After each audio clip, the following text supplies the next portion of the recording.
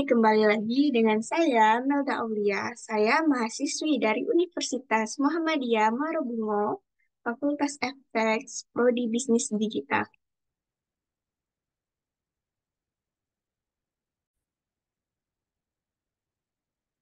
Baik, di sini saya akan menjelaskan sedikit tentang pengembangan dan pemberdayaan sumber daya manusia.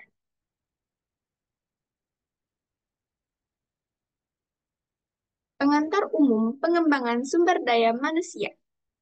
Apa sih pengantar umumnya tuh? Pengembangan sumber daya manusia adalah proses sistematis dalam meningkatkan kompetensi, pengetahuan, dan keterampilan karyawan dalam suatu organisasi.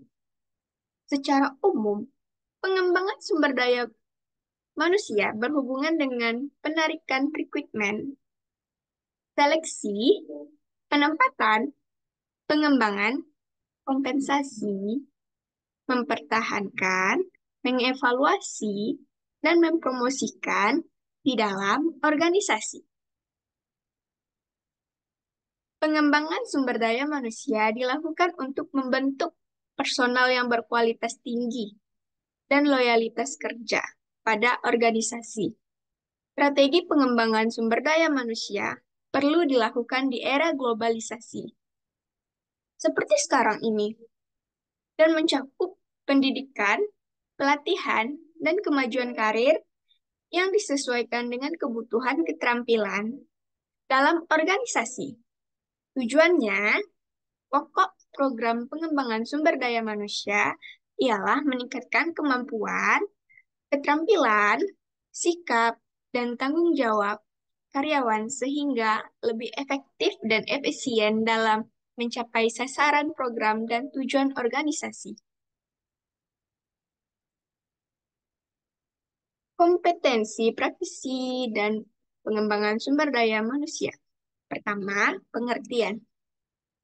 Sumber daya manusia memahami konsep, teori, dan praktisi pengembangan, serta tahu tentang pengembangan sumber daya manusia melalui pendidikan, pelatihan, dan kemajuan karir. Pengelolaan sumber daya manusia memiliki ilmu pengetahuan dan keahlian yang diperlukan untuk mengelola sumber daya manusia, seperti pengaturan, pengembangan, dan pengawasan sumber daya manusia. 3. Pengembangan kompetensi memiliki ilmu pengetahuan dan keahlian untuk pengembangan kompetensi sumber daya manusia, termasuk mengidentifikasi kompetensi, pengembangan kompetensi, dan evaluasi kompetensi. 4. Pengendalian sumber daya manusia memiliki ilmu pengetahuan dan keahlian untuk mengendalikan sumber daya manusia, seperti pengaturan, pengembangan, dan pengawasan sumber daya manusia. Kelima, pengembangan sumber daya manusia di era globalisasi. Kati, di era sekarang, memiliki ilmu, pengetahuan, dan keahlian untuk mengembangkan sumber daya manusia di era globalisasi, seperti pengembangan sumber daya manusia dalam lingkungan multinasional atau globalisasi. Global berarti seluruh. 6. Pengembangan sumber daya manusia berbasis kompetensi. Memiliki ilmu pengetahuan dan keahlian untuk mengembangkan sumber daya manusia berbasis kompetensi, seperti mengidentifikasi kompetensi tingkat eksekutif dan pengorganisasi kompetensi dan pengembangan kompetensi. 7. Pengembangan sumber daya manusia dan kinerja organisasi memiliki ilmu pengetahuan dan keahlian untuk mengembangkan sumber daya manusia dalam rangka meningkatkan kinerja organisasi, seperti pengembangan sumber daya manusia untuk meningkatkan produktivitas. Sorry.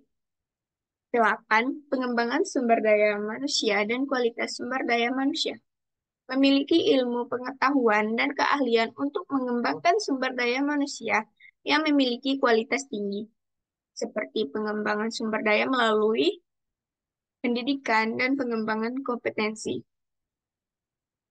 9. Pengembangan sumber daya dan kinerja SDM. Memiliki ilmu, pengetahuan, dan keahlian untuk mengembangkan yang memiliki kinerja tinggi seperti pengembangan untuk mencapai tujuan organisasi. 10. Mengembangkan SDM yang memiliki kesejahteraan tinggi seperti pengembangan SDM melalui pendidikan dan pengembangan kompetensi. Semua kompetensi tersebut harus diterapkan secara efektif dan efisien dalam rangka mengembangkan sumber daya manusia yang berkualitas tinggi dan membantu organisasi mencapai tujuan yang ditetapkan. Pengembangan talenta. Sekarang kita masuk pengembangan talenta ya guys. Pengembangan talenta merupakan proses sistematis pengembangan kompetensi dalam karyawan dan organisasi. Ya, masih sama. Berikut adalah beberapa strategi pengembangan talenta yang efektif. Pertama, identifikasi talenta. Identifikasi talenta karyawan dengan berbagai metode, seperti pengukuran kompetensi, pengukuran kinerja, dan pengukuran potensi. Kedua, pendekatan personal, mengenal gaya komunikasi karyawan dan mengadaptasi pendekatan yang efektif. Tiga, pendekatan struktural, membantu karyawan dalam mengembangkan kompetensi melalui pelatihan, pendidikan, pengalaman yang diperlukan. Keempat, pengembangan kompetensi, mengembangkan kompetensi karyawan melalui pendidikan, pelatihan, dan pengalaman yang diperlukan. Sama ya. Kelima, pengembangan karir, membantu karyawan dalam mencapai tujuan karir mereka yang mereka inginkan.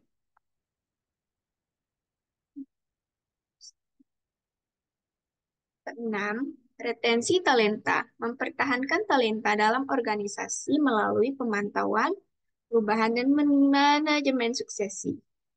7. Penempatan talenta membantu karyawan dalam menduduki jabatan sesuai dengan keinginan. 8. Pemantauan dan evaluasi, pengumpulan dan analisis data yang bertujuan untuk menentukan status talenta serta memperbaiki sistem dan prosedur manajemen talenta. 9. Pendukungan organisasi, membantu organisasi dan mengembangkan sumber daya manusia yang mengembangkan pegawai yang sudah memiliki organisasi. 10. Pengembangan prestasi, membantu peserta didik dalam mengembangkan prestasi talenta melalui program-program yang mendukung implementasi kebijakan manajemen talenta nasional atau MTN.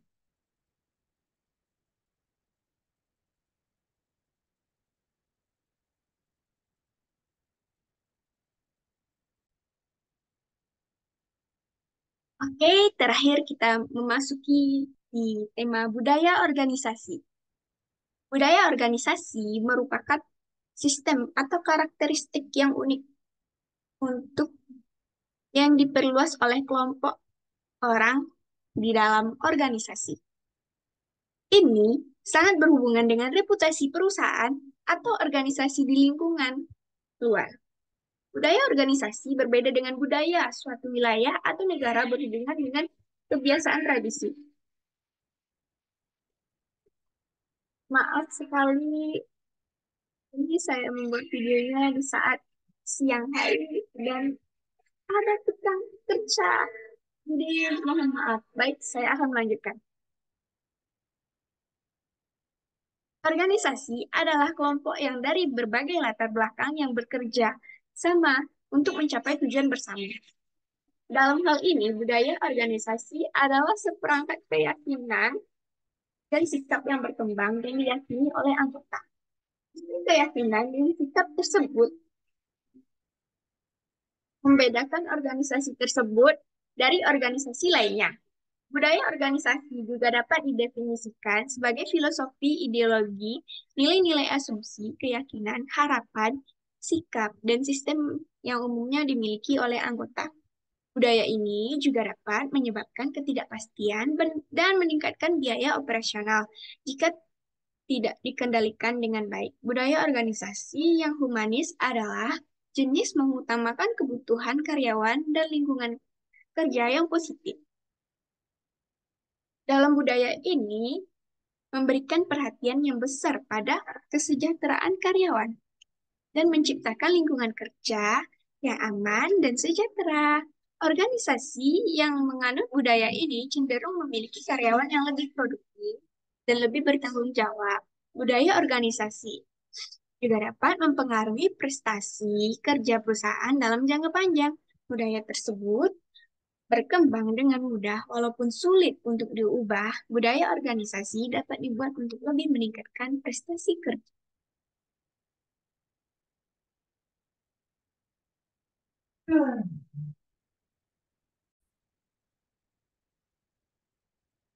Oke, sekian penyampaian saya tentang materi ini. Mungkin sedikit berisik tadi, jadi saya mohon maaf karena kalau bikinnya malam tidak sempat, jadi saya bikinnya siang. Dan kebetulan ada kerjaan orang rumah tetangga, jadi sedikit berisik. Kurang dan lebih dan kurang, saya mohon maaf. Terima kasih sudah menonton. Jangan lupa subscribe ya YouTube channel Bisnis Digital. Bye.